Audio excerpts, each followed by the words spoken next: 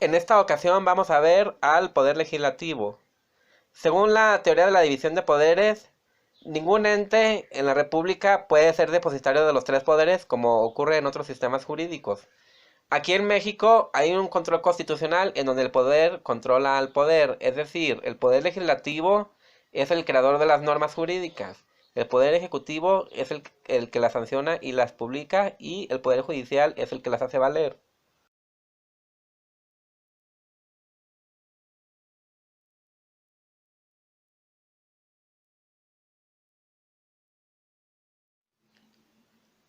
La forma de legislar unicameral no está presente en nuestro sistema jurídico.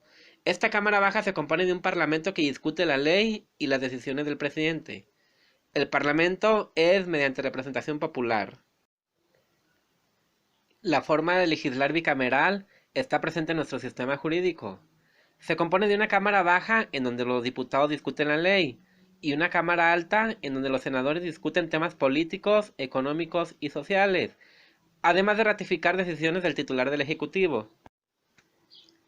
En nuestro sistema jurídico mexicano no existe la figura del Parlamento como tal, sino que más bien se refiere a la Cámara o Asamblea Legislativa, lo que conocemos como Congreso de la Unión y Congreso de los Estados.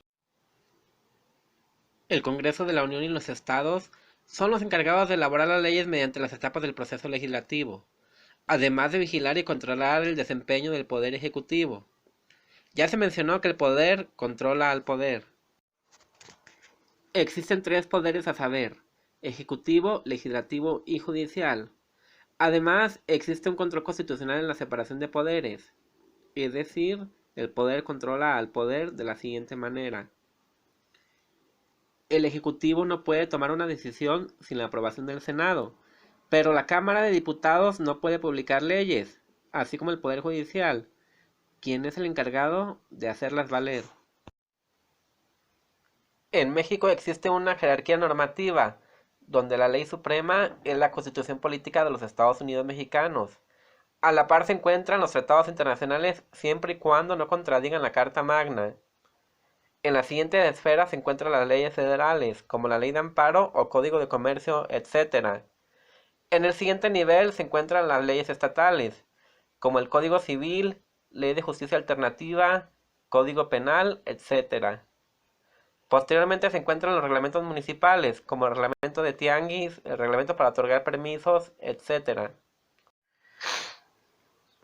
Etapas del proceso legislativo. Primera etapa de iniciativa. Según el artículo 71 de la Constitución, el derecho de iniciar leyes o decretos le corresponde al presidente de la República, a los diputados y senadores, al Congreso de la Unión y la legislatura de los estados.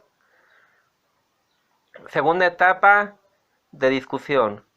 Según el primer párrafo del artículo 72, todo proyecto de ley o decreto cuya resolución no sea exclusiva de alguna de las cámaras se discutirá sucesivamente en ambas, observándose el reglamento de debate sobre la forma, intervalos y modo de proceder en las discusiones y votaciones. La cámara donde se discute en primer lugar una iniciativa de ley es llamada Cámara de Origen, y a la que conocen como segundo término se le designa como Cámara Revisora. Tercera etapa, aprobación. El artículo 72 dispone que aprobado un proyecto en la Cámara de su origen, pasará para su discusión a la otra.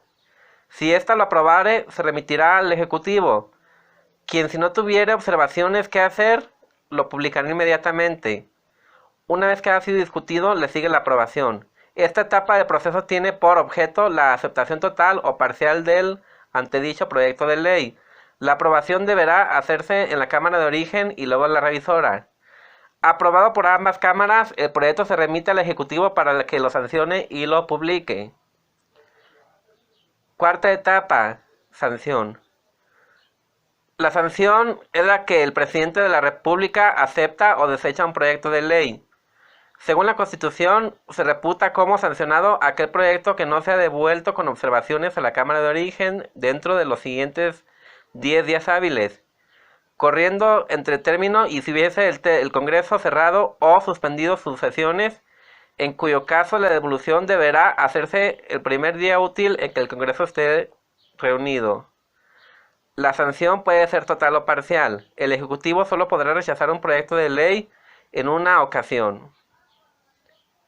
Quinta fase: promulgación y publicación.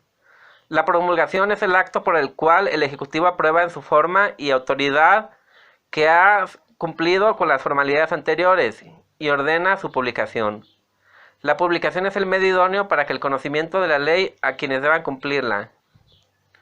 La publicación es el acto formal por medio del cual las leyes aprobadas por el Poder Ejecutivo y sancionadas por el Ejecutivo son dadas a conocer por éste, y de manera indubitable a la población general. Para que esta publicación surta sus efectos legales, deberá plasmarse en un periódico en que el Estado posee, llamado Diario Oficial de la Federación. La publicación oficial que la ley lleva a cabo al Poder Ejecutivo con las formalidades antes citadas recibe el nombre de promulgación. Esta implica la exigencia de su acatamiento y observancia por parte de los particulares y autoridad.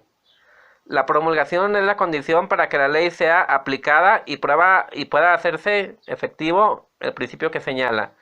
La ignorancia de las leyes no excluye a nadie de su cumplimiento. Y por último, la de iniciación de la vigencia.